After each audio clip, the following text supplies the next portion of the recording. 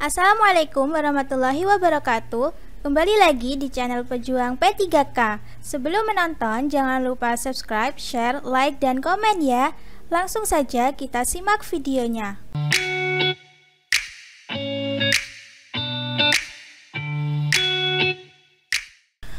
1. Pembelajaran abad 21 menekankan kepada hal-hal berikut ini kecuali A. Pengembangan keterampilan belajar mandiri, tanggung jawab, dan mencipta. B. Penguasaan aplikasi komputer, penuntasan materi, dan pemahaman teknologi. C. Keterampilan komunikasi, keterampilan belajar, dan metakognisi. D.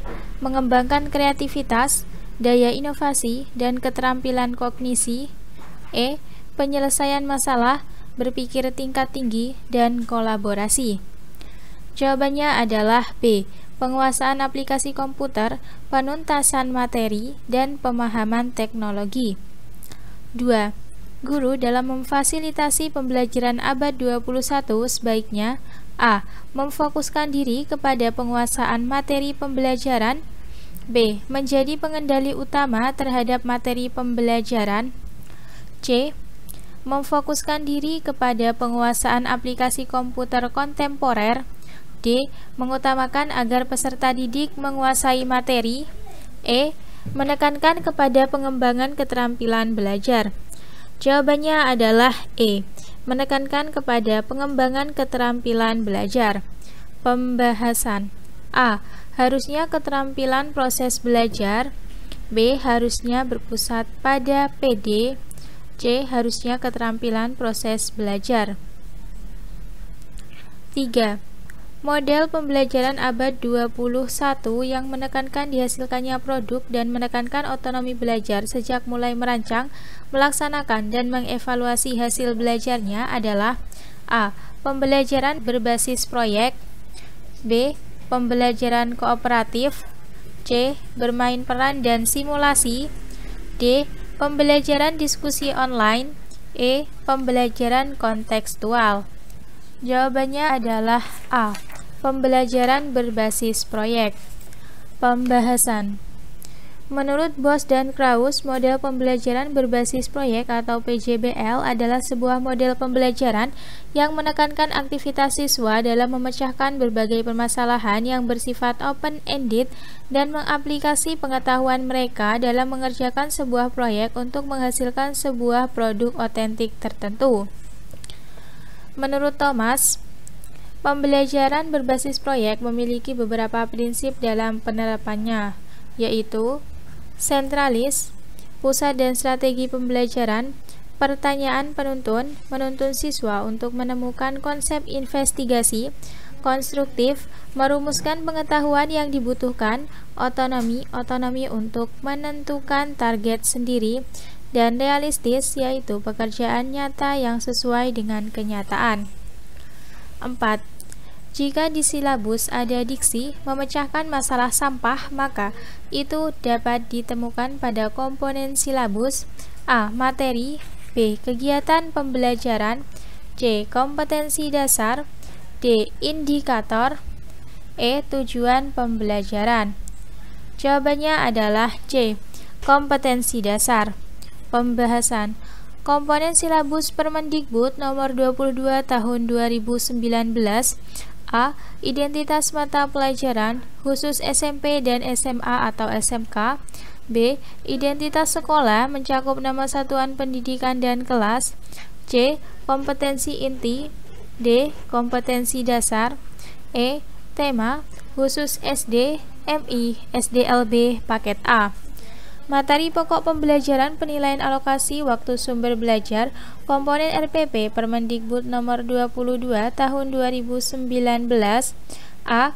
Identifikasi sekolah yaitu nama satuan pendidikan. B. Identitas mata pelajaran atau tema atau subtema. C. Kelas atau semester. D. Materi pokok. E. Alokasi waktu. F. Tujuan pembelajaran. G. Kompetensi dasar dan indikator pencapaian kompetensi. H. Materi pembelajaran. I. Metode pembelajaran. J. Media pembelajaran. K. Sumber belajar.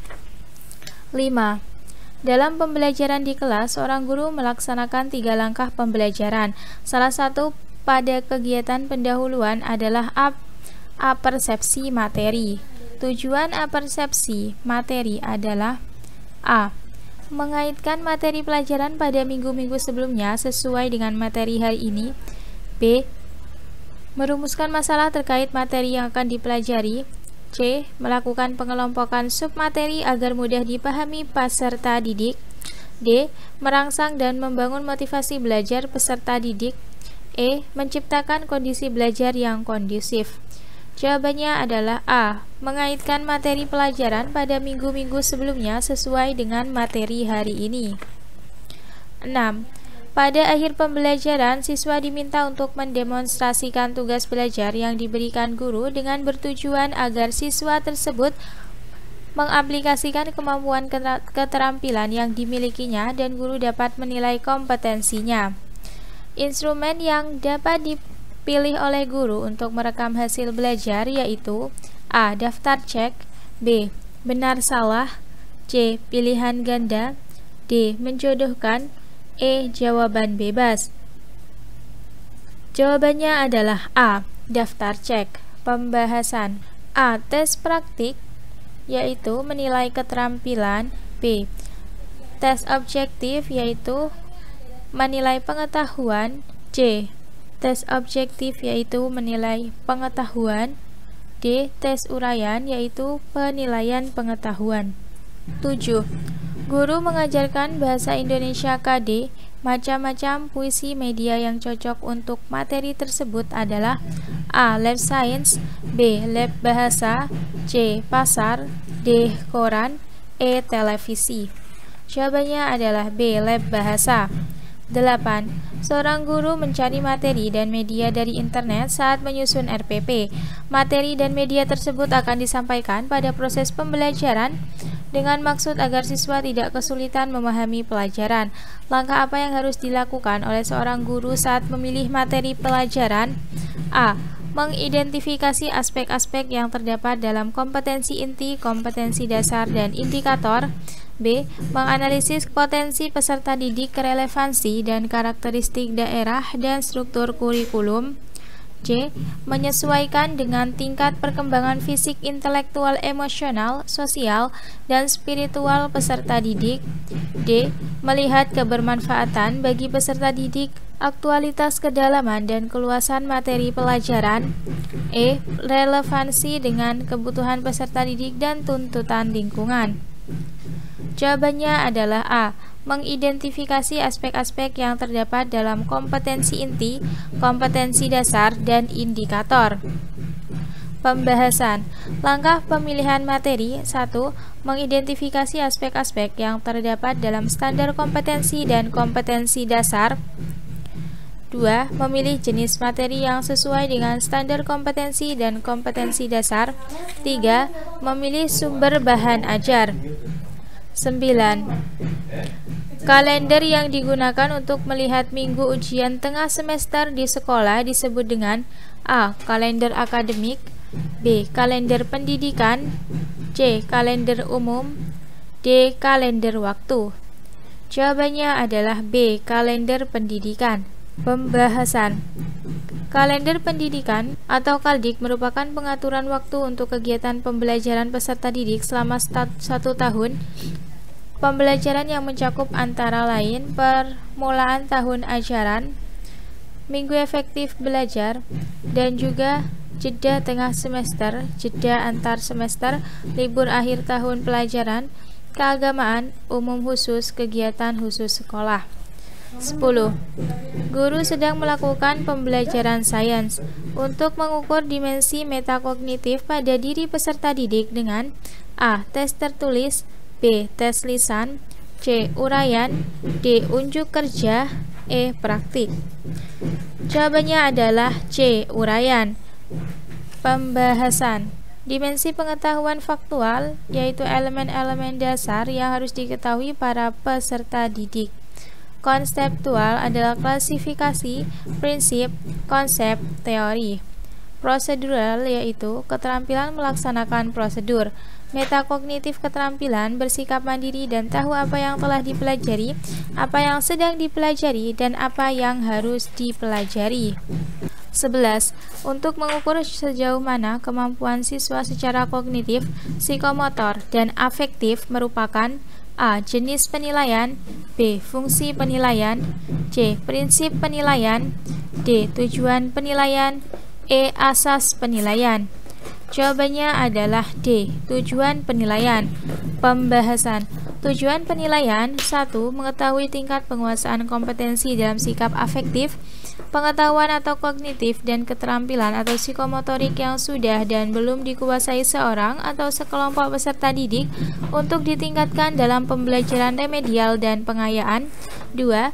Menetapkan ketuntasan penguasaan kompetensi belajar peserta didik dalam kurun waktu tertentu, yaitu harian, tengah semester, 1 semester, 1 tahun, dan masa studi satuan pendidikan.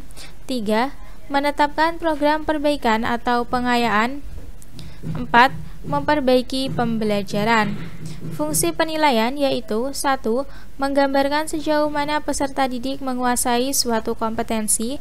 2. Mengevaluasi hasil belajar peserta didik dalam rangka membantu peserta didik memahami kemampuan dirinya. 3. Mendiagnosa kesulitan belajar. 4. Kontrol bagi pendidik dan satuan pendidikan tentang kemajuan peserta didik. 12. Prinsip penilaian, di mana penilaian oleh pendidik merupakan salah satu komponen yang tidak terpisahkan dari kegiatan pembelajaran, yaitu prinsip A. Menyeluruh, B. Terpadu, C. Terbuka, D. Beracuan kriteria, E. Akuntabel. Jawabannya adalah B. Terpadu. 13. Guru mengadakan penilaian yang mengacu pada kriteria yang telah ditetapkan dan mencakup semua aspek kompetensi, baik afektif, kognitif, dan psikomotorik. Itu adalah prinsip penilaian. A. Beracuan kriteria dan menyeluruh, B. Beracuan kriteria dan sistematis, C. Akuntabel dan menyeluruh, D. Objektif dan menyeluruh. Jawabannya adalah A. Beracuan kriteria dan menyeluruh. Pembahasan. Menyeluruh berarti penilaian mencakup semua aspek kompetensi.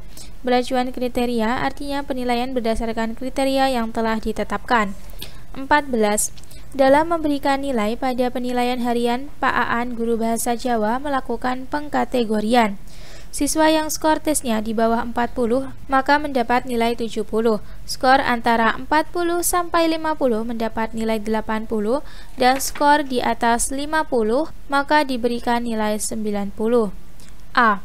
Penilaian acuan patokan, B. Penilaian acuan norma, C. Penilaian objektif, D. Penilaian terpadu, E. Penilaian menyeluruh. Jawabannya adalah B. Penilaian acuan norma. Pembahasan. Penilaian acuan norma atau PAN adalah penilaian yang dilakukan dengan mengacu pada norma kelompok atau nilai-nilai yang diperoleh siswa dibandingkan dengan nilai-nilai siswa lain dalam kelompok. 15. Pernyataan yang betul untuk tes formatif adalah A. Nilai maksimum adalah nilai jumlah adanya soal, B. Nilai minimum adalah sejumlah adanya soal, C. Nilai maksimum butir soal benar adalah 1, D. Nilai minimum butir soal adalah 1. Jawabannya adalah C. Nilai maksimum butir soal benar adalah 1. Pembahasan. Tes formatif dimaksudkan untuk memantau sampai sejauh mana peserta mencapai kemajuan belajar.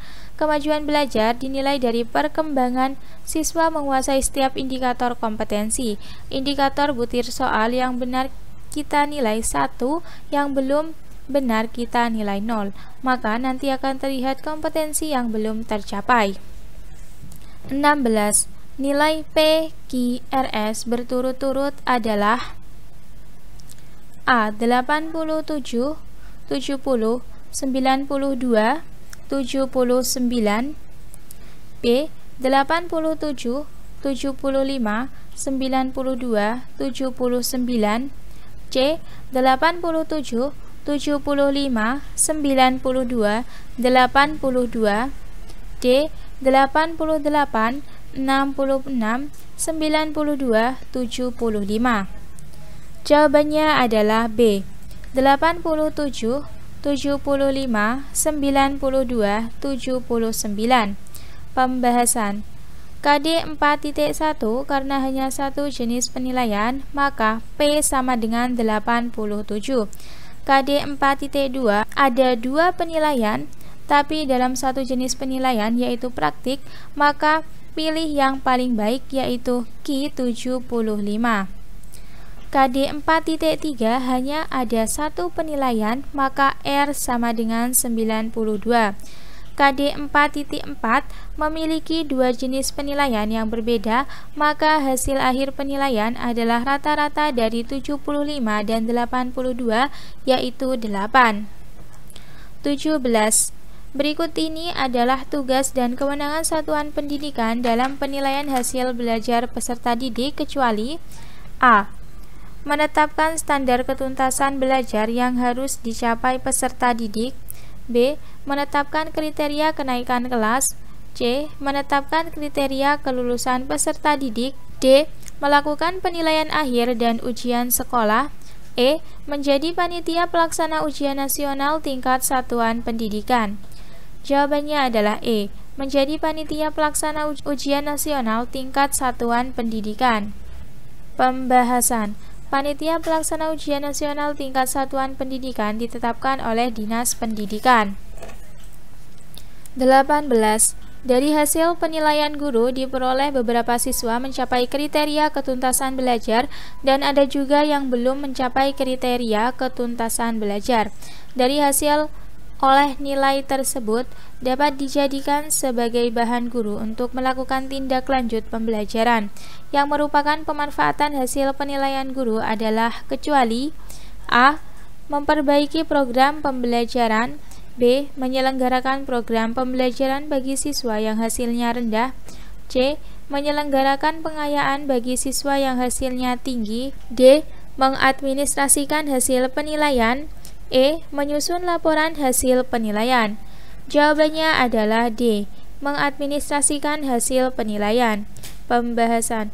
Tujuan dari analisis hasil penilaian adalah 1. Memperbaiki program pembelajaran. 2.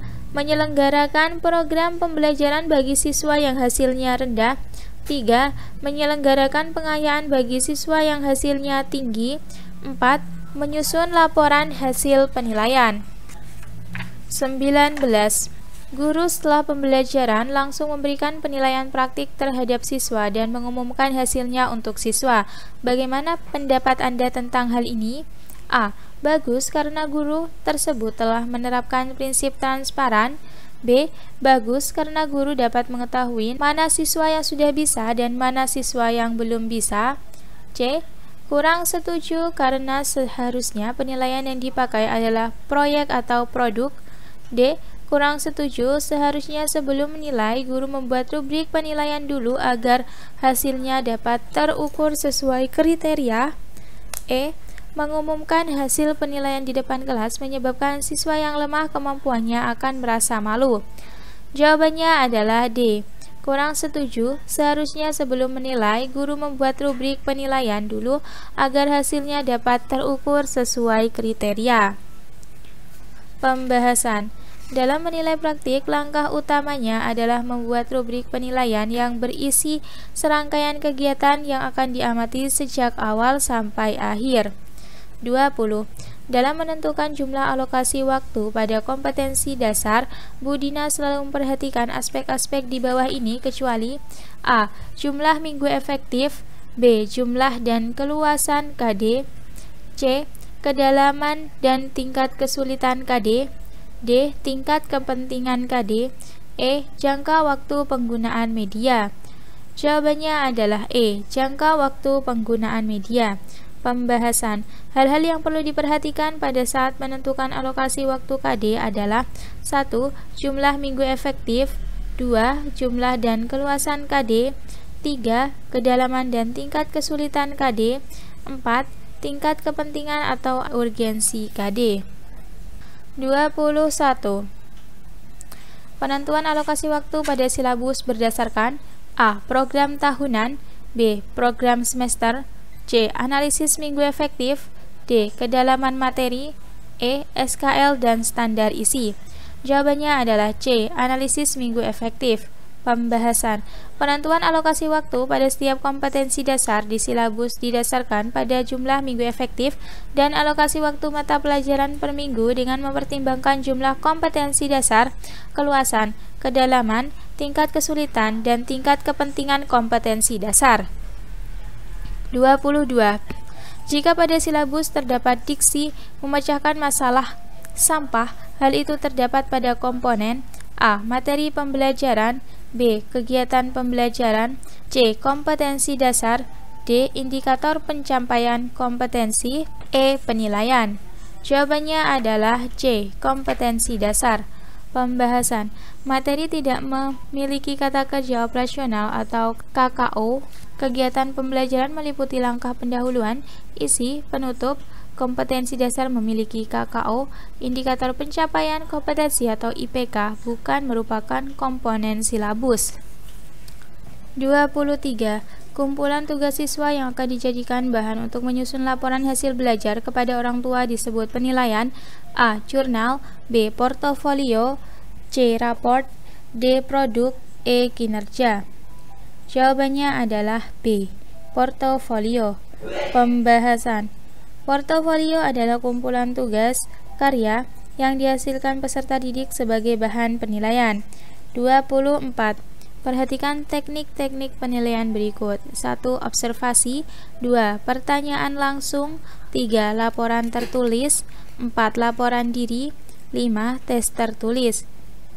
Teknik penilaian sikap yang tepat adalah A. 1, 2, 3, B. 1, 3, 5, C. 1, 2, 4, D. 1, 2, 5, E. 1, 4, 5. Jawabannya adalah C. 1, 2, 4. Pembahasan.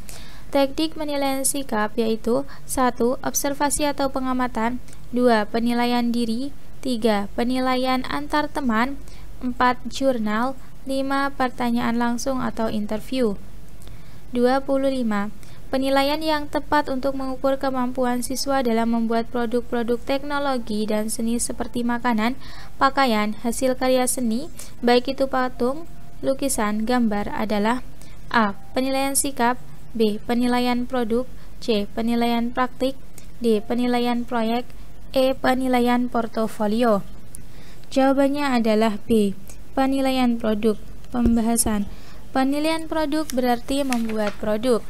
Terima kasih sudah menonton video ini. Jangan lupa like, comment, share, dan subscribe channel ini. Sampai jumpa di video selanjutnya. Semangat pejuang P3K.